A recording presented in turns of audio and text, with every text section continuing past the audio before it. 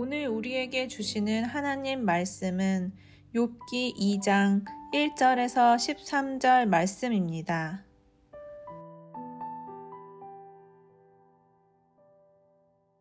또 하루는 하나님의 아들들이 와서 여호와 앞에 서고 사탄도 그들 가운데에 와서 여호와 앞에 서니 여호와께서 사탄에게 이르시되 내가 어디서 왔느냐? 사탄이 여호와께 대답하여 이르되 땅을 두루 돌아 여기저기 다녀왔나이다.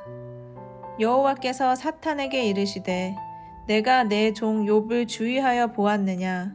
그와 같이 온전하고 정직하여 하나님을 경외하며 악에서 떠난 자가 세상에 없느니라. 내가 나를 충동하여 까닭없이 그를 치게 하였어도 그가 여전히 자기의 온전함을 굳게 지켰느니라. 사탄이 여호와께 대답하여 이르되 가죽으로 가죽을 받고 오니 사람이 그의 모든 소유물로 자기의 생명을 받고 올지라. 이제 주의 손을 펴서 그의 뼈와 살을 치소서. 그리하시면 틀림없이 주를 향하여 욕하지 않겠나이까. 여호와께서 사탄에게 이르시되 내가 그를 내 손에 맡기노라. 다만 그의 생명은 해하지 말지니라. 사탄이 이에 여호와 앞에서 물러가서 욥을 쳐서 그의 발바닥에서 정수리까지 종기가 나게 한지라. 욥이 제 가운데 앉아서 질그릇 조각을 가져다가 몸을 긁고 있더니 그의 아내가 그에게 이르되 당신이 그래도 자기의 온전함을 굳게 지키느냐? 하나님을 욕하고 죽으라. 그가 이르되 그대의 말이 한 어리석은 여자의 말 같도다.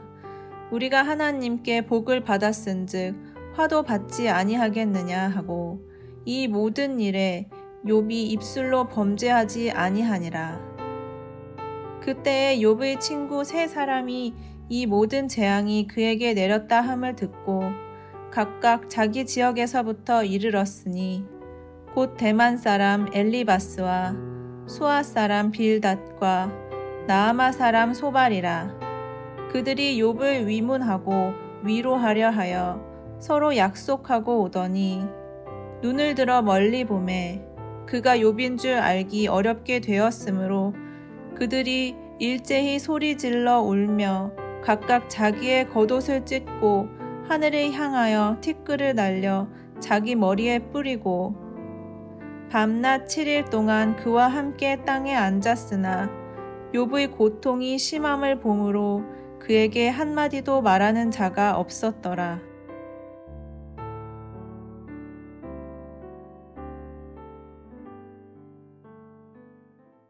욥기서 2장으로 들어갑니다. 욥기 2장 1절에서 6절까지는 하늘에서 있었던 두 번째 천상회의에 대한 기록입니다. 그리고 7절부터 10절까지는 욥에게 두 번째로 임한 고난에 대한 것인데 특별히 육신의 질병에 대한 기록입니다. 11절부터 13절까지는 욥의 세 친구가 등장하면서 이것과 연결해서 3장부터는 이 세 명의 친구들과 욥의 긴 대화가 시작됩니다. 2장에 나타난 천상회의는 1장에 나타난 천상회의와 비슷한 내용을 담고 있습니다. 하나님께서는 사탄을 향해 내 종 욥을 유의하여 보았느냐라고 물으셨습니다. 3절입니다. 여호와께서 사탄에게 이르시되 내가 내 종 욥을 주의하여 보았느냐? 그와 같이 온전하고 정직하여 하나님을 경외하며 악에서 떠난 자가 세상에 없느니라. 내가 나를 충동하여 까닭없이 그를 치게 하였어도 그가 여전히 자기의 온전함을 굳게 지켰느니라. 이것은 세상의 모든 인간이 자기의 종이라고 주장하는 사탄에게 하나님께서는 욥에 대해서 욥은 사탄, 너의 종이 아니라 나의 종이다 라고 말씀한 것입니다.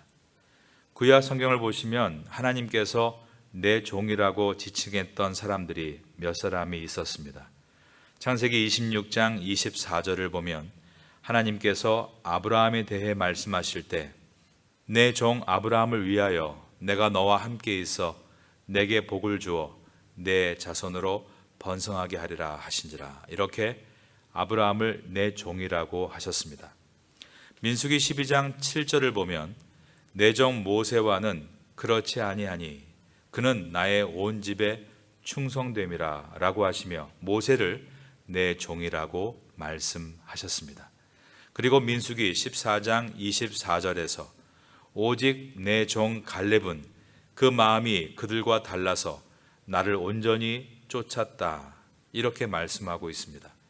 사무엘하 3장 18절을 보면 하나님께서 다윗을 내 종이다 이렇게 말씀하셨습니다. 이 중에서 하나님이 가장 내 종이라고 많이 말씀하셨던 사람이 누구였을까요? 한번 짐작해 보시기 바랍니다. 네, 그렇죠. 바로 다윗입니다. 하나님께서 내 종 다윗이라는 표현을 무려 21번을 하셨습니다. 그런데 그 다음으로 많이 말씀하신 것이 욥입니다. 하나님께서 내 종 욥이라고 6번이나 말씀하셨습니다. 하나님께서 우리들을 부르실 때 내 종이라 불러주시고 하나님께서 우리를 다른 이에게 소개하실 때 내 종 아무개를 주의하여 보았느냐라고 당당하게 소개하실 수 있는 그러한 성도가 될 수 있기를 주님의 이름으로 축원합니다. 욥에게 임한 두 번째 고난은 육체의 고통이었습니다. 4절을 봅니다. 사탄이 여호와께 대답하여 이르되 가죽으로 가죽을 바꾸오니 사람이 그의 모든 소유물로 자기의 생명을 바꾸올지라. 이것은 고대 근동에서 사용하던 격언, 속담이었기 때문에 어떤 때 썼던 말인지 정확하게는 알 수 없습니다. 그러나 가죽으로 가죽을 바꾼다는 것을 볼 때 물물 교환을 말하고 있고, 교환이란 서로의 가치가 대등할 때 가능한 것이기 때문에 지금까지 욥이 재물이 사라지고 자식들이 죽어도 믿음과 바꾸지 않았지만 욥의 생명에 위협을 가하면 분명히 자기 생명과 믿음을 바꿀 것이라고 사탄은 참소한 것입니다. 이것은 매우 잔인하고 사악한 말로서 욥이 종들을 잃고 자식들을 잃는 것에 대해서는 무가치하게 여기고 오직 자기 목숨만 부지하려는 비겁한 자로 몰아세운 것입니다. 그래서 사탄은 이 장에서 욥의 건강을 쳐야 한다고 요구합니다. 그렇게 되면 반드시 믿음을 버릴 것이라고 욥을 참소한 것입니다. 여기에서 우리가 깊이 생각해야 되는 것은 욥의 입장에서는 이 상황을 다 알지 못하고 까닭없이 고난을 맞고 있다는 데 있습니다. 우리는 욥의 고난의 원인을 성경을 읽고 다 알고 있지만 욥은 이 자체를 아예 모르는 상황이었던 것입니다. 욥에게 지금 이 고난이 얼마나 큰 것이었는지 7절과 8절을 보겠습니다. 사탄이 이에 여호와 앞에서 물러가서 욥을 쳐서 그의 발바닥에서 정수리까지 종기가 나게 한지라. 욥이 제 가운데 앉아서 질그릇 조각을 가져다가 몸을 긁고 있더니. 여기에 이 상황을 세세하게 기록하진 않았지만 고대 사회에서는 피부병 같은 것이 있으면 다른 사람들에게 전염이 되지 않기 위해서 성 밖으로 나가야 했습니다. 그리고 성 밖에 제 가운데 앉았습니다. 거기에서 기와 조각을 가지고 자신의 몸을 긁고 있었던 것입니다. 모든 소유를 다 잃었고 몸에 병이 들었습니다. 이 병은 문둥병일 가능성도 있고 그 외에 심각한 피부 질환일 수도 있습니다. 그런데 뒤에 나오는 욥기서 7장 4절과 5절을 보면 욥이 가지고 있었던 육체적인 고난이 무엇인지를 짐작할 수 있는 내용들이 있습니다. 욥기 7장 4절과 5절을 보겠습니다. 내가 누울 때면 말하기를 언제나 일어날까 언제나 밤이 갈까 하며 새벽까지 이리 뒤척 저리 뒤척 하는구나. 내 살에는 구더기와 흙덩이가 의복처럼 입혀졌고 내 피부는 굳어졌다가 터지는구나 라고 욥이 신음하고 있습니다. 여기서 욥의 피부염 증세를 볼 수 있지만 또한 욥에게 우울증 증세가 있는 것을 볼 수 있습니다. 그리고 욥에게 불면증이 있는 것도 볼 수 있습니다. 그리고 7장 14절을 보면 주께서 꿈으로 나를 놀라게 하시고 환상으로 나를 두렵게 하시나이다. 이 말은 욥이 지금 악몽을 꾸고 있다는 것입니다. 이처럼 욥에게 있었던 이 고난은 단지 육체적인 것뿐만이 아니라 심적인 고통이 매우 컸다는 것을 알 수 있습니다.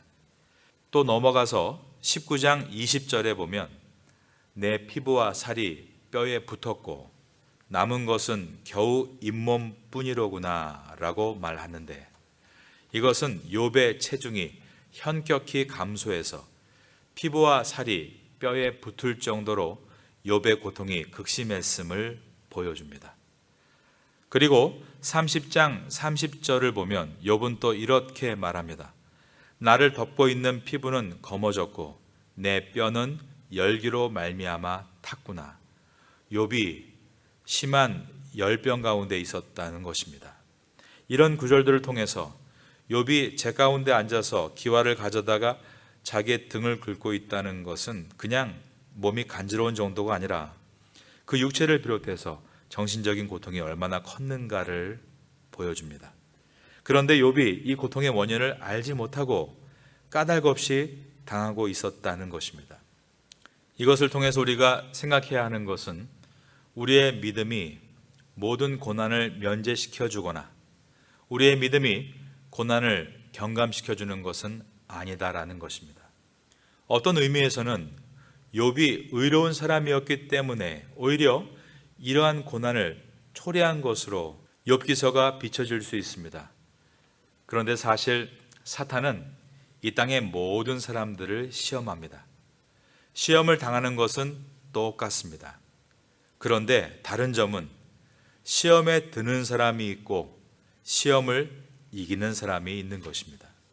여러분은 욥과 같이 시험을 이기는 성도가 되시기를 예수님의 이름으로 축원합니다. 사도 야고보는 야고보서 1장 2절에서 내 형제들아 너희가 여러 가지 시험을 당하거든 온전히 기쁘게 여기라 라고 했습니다. 이 말은 시험을 두려워하지 말고 시험 앞에 공격적으로 담대하게 나아가라는 뜻입니다. 그 이유는 그러한 태도로 시험을 대할 때 시험은 오히려 나에게 인내를 만들어주고 훗날에는 부족함이 없는 견고한 사람으로 만들어주기 때문이다 라고 한 것입니다. 그러므로 우리가 고난당하는 사람들을 보면서 그 사람이 당하는 고난의 원인이 죄와 연관되어 있는 것이다 이렇게 단정짓거나 자기 자신에게 닥친 고난을 보면서 소위 아휴 내가 전생에 무슨 죄가 있어서 이러한 식으로 인과 응보다 죄의 결과다 라고 쉽게 단정짓는 것을 삼가해야 합니다. 고난의 원인을 해석하려 하기보다 현재 당하는 고난을 야고보서 1장 말씀과 같이 담대하게 오히려 기쁘게 맞이하고 맞서 싸워 이기려 할 때 그 고난은 인내를 만들어주고 그 인내는 그를 성숙한 그리스도인으로 이끌어 주는 것입니다.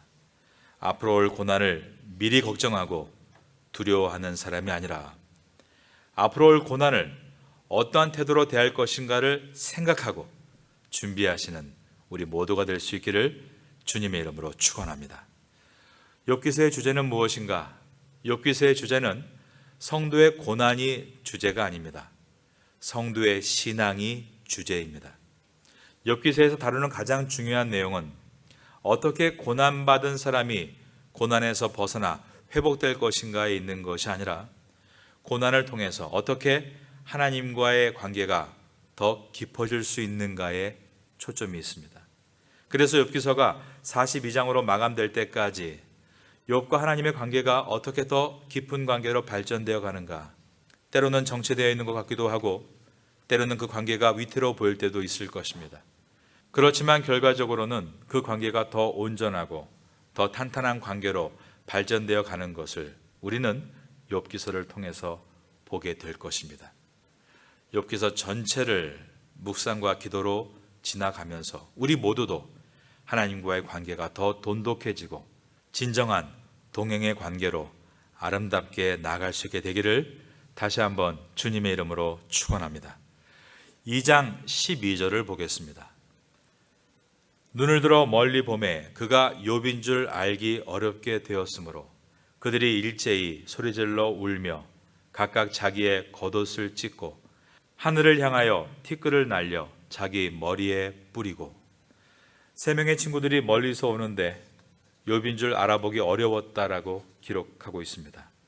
욥의 용모가 바뀔 정도로 고통이 극심했다는 것을 알 수 있습니다. 이 말씀을 보면서 저는 이사야서 53장 2절에서 3절을 묵상하게 됩니다. 우리 구주 예수 그리스도에 관한 말씀입니다. 그는 주 앞에서 자라나기를 연한 순 같고 마른 땅에서 나온 뿌리 같아서 고운 모양도 없고 풍채도 없은즉 우리가 보기에 흠모할 만한 아름다운 것이 없도다. 그는 멸시를 받아 사람들에게 버림받았으며 간고를 많이 겪었으며 질고를 아는 자라 마치 사람들이 그에게서 얼굴을 가리는 것 같이 멸시를 당하였고 우리도 그를 귀히 여기지 아니하였도다. 성문 밖에서 기와 조각을 가지고 자기 몸을 긁고 있던 욥보다 더 비참하게 망가진 모습으로 아름다운 모양도 풍채도 없이 사람의 시선을 하나도 받지 못하시고 버림받으신 예수 그리스도를 말씀합니다. 우리는 욥의 고난을 읽으면서 욥에게 왜 이렇게 까닭 없이 고난을 주십니까?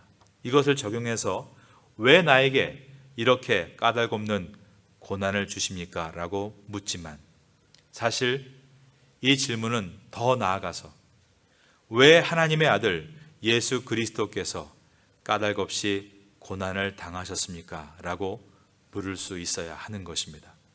성문 밖으로 끌려나가 기와 조각으로 몸을 긁고 있던 욥, 그보다 더 비참한 모습으로 영문 밖으로 쫓겨나 우리를 위해 고난당하신 예수 그리스도를 바라볼 때 우리는 주님 왜 고통당해야 합니까? 라는 질문에서 주님 왜 고통당하셨습니까? 라는 질문으로 바뀌게 되는 것입니다.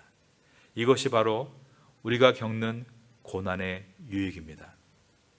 내가 아픔을 겪기에 나보다 더 큰 아픔을 겪으신 주님을 이해하게 되는 것입니다. 이 은혜를 발견할 수 있는 우리 모두가 될 수 있기를 예수님의 이름으로 축원합니다.